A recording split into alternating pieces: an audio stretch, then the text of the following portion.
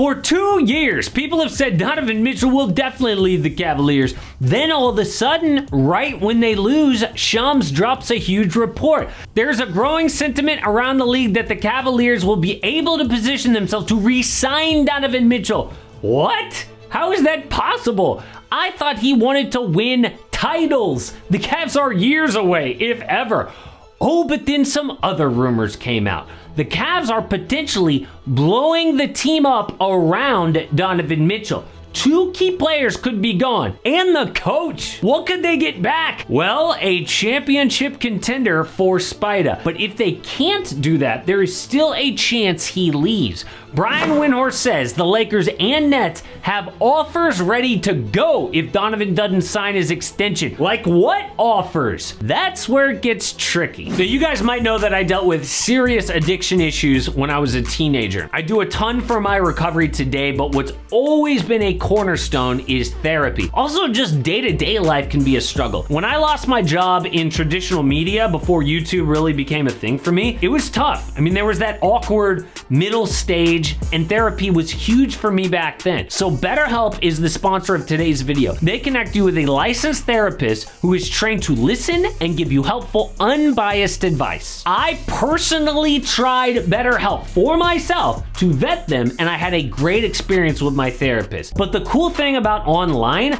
is you can easily switch until you find the right person for you, which is completely common, by the way, but a lot less awkward in the virtual world. So go to their site. You can use my link, betterhelp.com/amhoops. You just answer a few questions and BetterHelp will match you to a professional who has years of experience helping people with struggles just like yours. You'll be matched with a therapist usually within 48 hours, so you can get started fast. So let BetterHelp connect you with a therapist who can support you, all from the comfort of your own home. Just visit betterhelp.com/amhoops or choose AM Hoops during sign up and enjoy a special discount on your first month.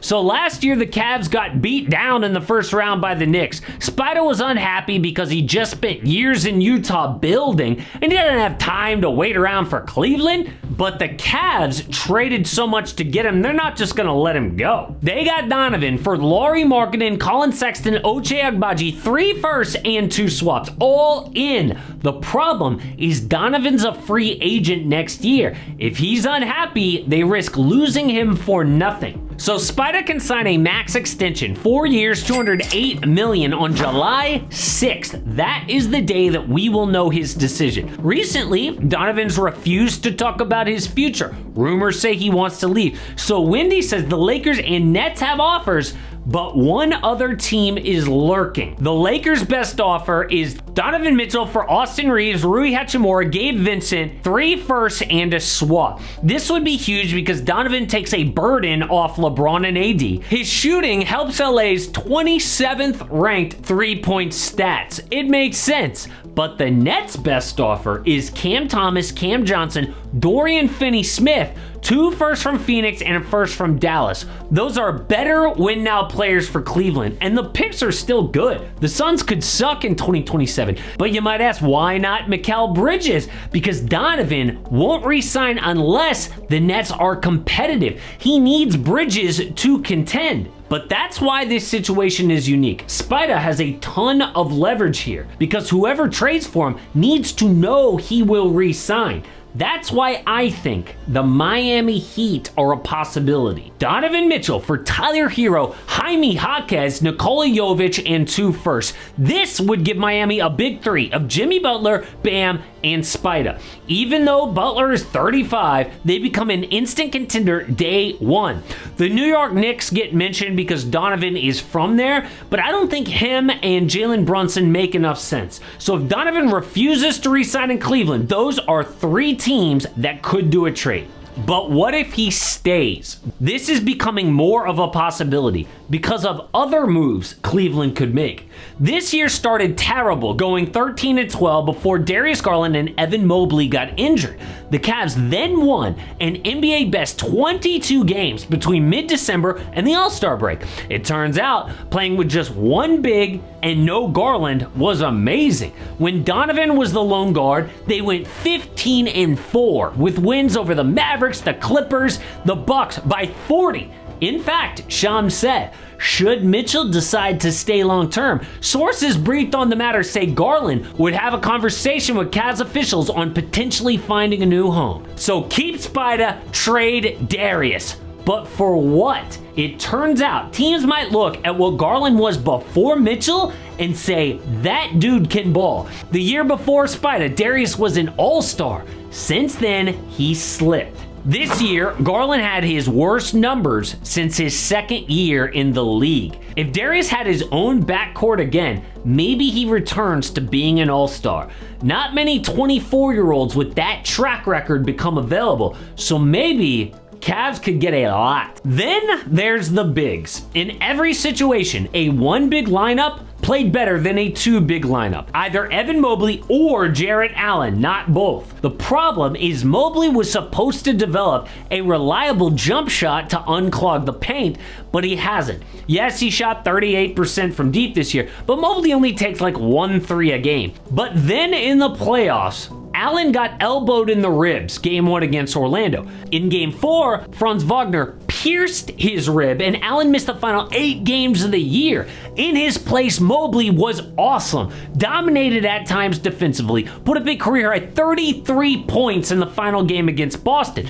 Teammates were upset with Allen for not trying harder to come back. Staff offered him a shot to numb the pain, but he refused. It now looks like Cleveland has 2 20-something All-Stars to trade and improve around Donovan Mitchell. But before we talk about what they could get back, they might need a coach. The Athletic says JB Bickerstaff's job is in serious jeopardy and that players lost faith. They don't like how he treated them like kids at times and question his strategy in losses like a 26-point blown lead against the Clippers in April. My question is always, who are you gonna hire instead? I mean, it's great to say fire the coach, but like, look at the Bucks. They got rid of Mike Budenholzer, hired Adrian Griffin, who failed, and ended up with Doc Rivers. You need a plan. So a quick list of replacements before we get to trades. Chris Quinn, who's an in-demand assistant in Miami, Sam Cassell, JJ Redick, Kenny Atkinson, Frank Vogel, and Terry Stotts. Whoever Mitchell is comfortable with will probably get the job, but what about these trades? If Cleveland puts Allen and Garland on the market, they can get a lot. What they need is a backup big behind Evan Mobley, shooters, and wing defenders. So the Cavs get Brandon Ingram and a 2025 first from the Pelicans for Darius Garland. Just a simple trade, swapping similar value. The Cavs also get that 2025 first because BI is an expiring contract. Garland's locked up 4 more years. Ingram fits well in the front court, sharing the ball with Spida, and Garland is a huge upgrade over CJ McCollum and Jose Alvarado. Both of these teams are in win-now mode, so swapping win-now players makes sense. The Pels could also get Jarrett Allen, but instead, the Bulls get Allen and George Niang for Nikola Vucevic, Alex Caruso, and a first. The Bulls do this to pair 26-year-old Allen with 24-year-old Kobe White. Yes, Caruso is good, but he's 30 years old. The Vooch contract is a disaster, but he makes more sense in Cleveland. A stretch big who can allow Mobley to work in the paint. There will be tons of options beyond this if Allen and Garland are on the market, but Cleveland's insane offseason is A, Spida resigns, or B, he gets traded, C, Garland gets traded, or D, Jarrett Allen moves. That is a ton of noise, just like the Atlanta Hawks. The Hawks got the #1 overall pick in the draft, but for Trae Young, that's actually a bad thing.